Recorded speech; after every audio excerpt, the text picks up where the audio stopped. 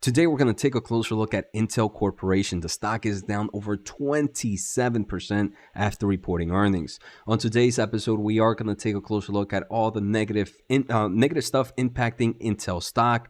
The second thing I want to do is maybe share some thoughts on why some investors might remain bullish in Intel, but we have a lot to discuss, so let's get started. I want to thank The Motley Fool for sponsoring this video, and check out fool.com/Jose for the 10 best stocks to buy now. With that link, you get a promotional offer for the subscription service. Now, let's continue with today's episode. All right, so Intel Corporation sitting at $21 right now, and we can see the stock lost a quarter of its valuation. Right now, this has a market cap of less than $100 billion. And I've always, if you guys follow me, you guys know I'm not a huge fan of Intel, but one thing I've said is if they do have a reason to be bullish or if they have a reason to succeed, it has to be with their foundry business. Unfortunately, their foundry business is something that will have multiple years before it kind of shows results. And that's what we're seeing. Unfortunately, a lot of their core markets are taking a huge hit, and their foundry business, because it's going to take some time, isn't really showing results, and it seems investors are pretty angry.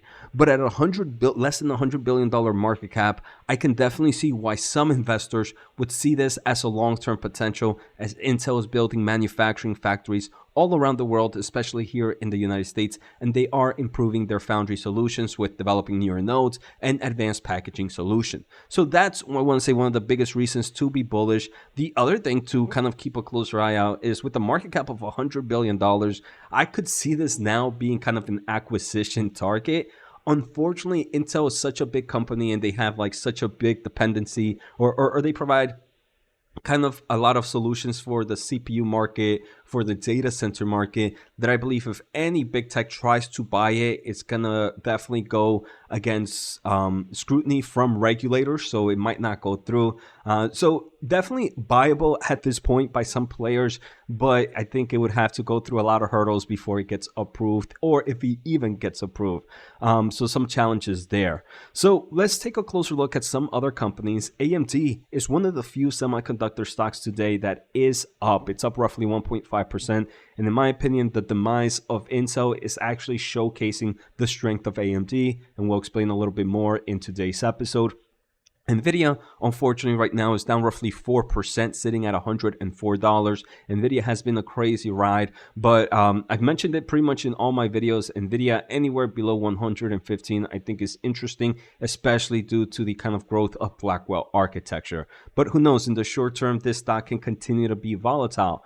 One big player also driving the overall stock, right? We're getting macroeconomics that are impacting the overall tech market. But another thing that is impacting the tech market is Amazon reported earnings yesterday, and the stock is down roughly 11% after missing results on certain parts. So we can see there's various variables impacting a lot of these semiconductor companies, a lot of these technology companies.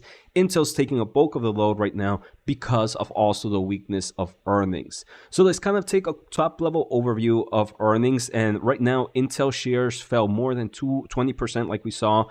Main reason is the company did report a big miss on earnings, even though revenue wasn't that much away from what they guided. Earnings was a big miss. So that shows, hey, there's a lot of inefficiencies going within the company. The other thing is Intel did mention that they're going to kind of lay off about 15% of its employees. And I mean, for a company that's trying to go back in growth mode, the last thing you want to do is see smaller and smaller footprint within the company, as that could deter some of the growth. But obviously, Intel is bleeding a lot and a lot of money, so they had to make these decisions right now. Now, before I go any further, guys, I do have two ebooks that if you guys want to learn more about the semiconductor space, you can pick up. The first is kind of encyclopedia of public companies. The second is an earnings ebook of this quarter. The great thing is both these documents are living documents. So as I update them with new earnings or new companies, if you purchase now, you will get the updated version for free, right? As I continue to add more earnings and more companies. The great thing right now, though, is if you purchase both books, there is a $20 off offer. So make sure to check out at moresemiinvesting.com. Now, I mean, some of the main reasons the stock dropped, is results weren't as expected. Revenue for the quarter two of 2024 was 12.8 billion, down 1% year over year. Most of its segments were down on a year-over-year basis. For example, its data center market was down on a year-over-year basis. Its network edge was on a down year-over-year basis. And the client computing group, which is expected to grow dramatically due to PC shipments growing at a nice amount, was only up 9% year-over-year. And we can see, starting off the report, Intel mentions that their quarter two financial performance was disappointing. If management says that for the first line, things are not going to be pretty.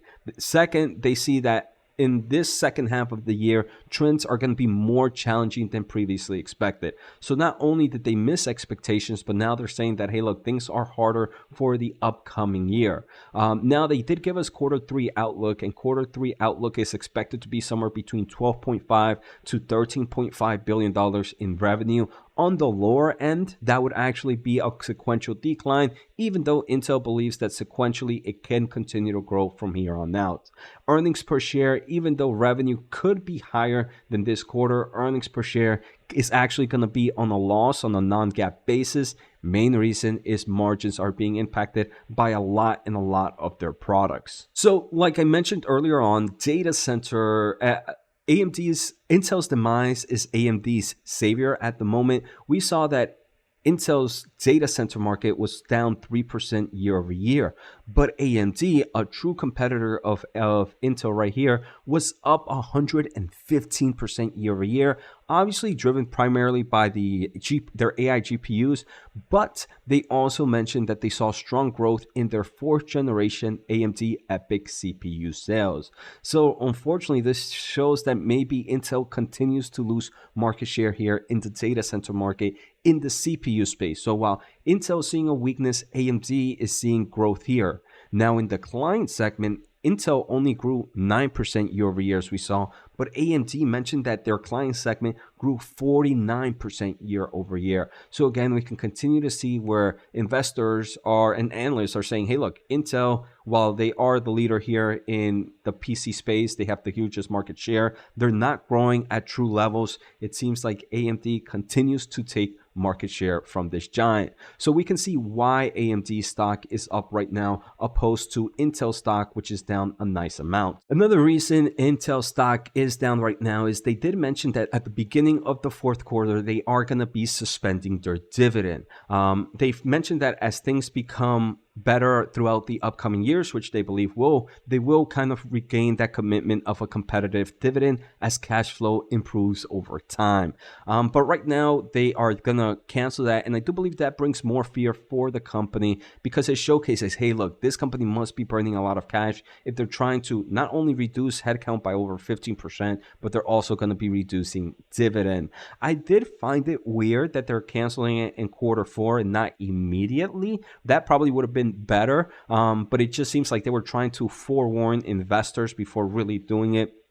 I don't think there was any benefit by doing this. They probably should have just started now and saved more money in the long term. Now, they mentioned in forms of the upcoming outlook that the pace of recovery will be slower than expected, which is reflected in their quarter three outlook. Specifically, quarter three will be impacted by modest inventory digestion in their client center group and their data center group in the more cyclical business of their Altera, Mobileye, and their networking solution. So this is very different from when we heard from AMD, right? We're seeing AMD seeing a nice growth in their client segment. We're seeing huge growth in their server CPU as well, as opposed to their data center because of their AI GPU solutions. So it is a complete different story. So investors here are saying, hey, look, there might not really be much of a headwind in forms of the market for Intel.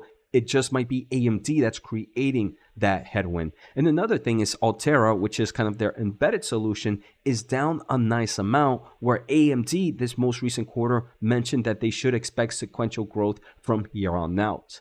Now, they also mentioned that on quarter four, they expect normal seasonal revenue to be between 0 to 5% quarter on quarter. they do estimate that that would be on the higher end of that range. So while they are seeing sequential growth in quarter 3 to quarter 4 is only going to be mid-single digits. This is not what you want to hear during this time when you're seeing the PC market shipments seeing an increase, when you're seeing data center spending seeing an increase. So right now, everything looks pretty bad for Intel, even though there's a lot of good things happening around the market right now. Now, while their foundry business, in my opinion, is the only real reason to be bullish in the stock, as they're getting fundings and subsidies from governments worldwide. And right now we are definitely in a time of the market where we need more foundries all over the world.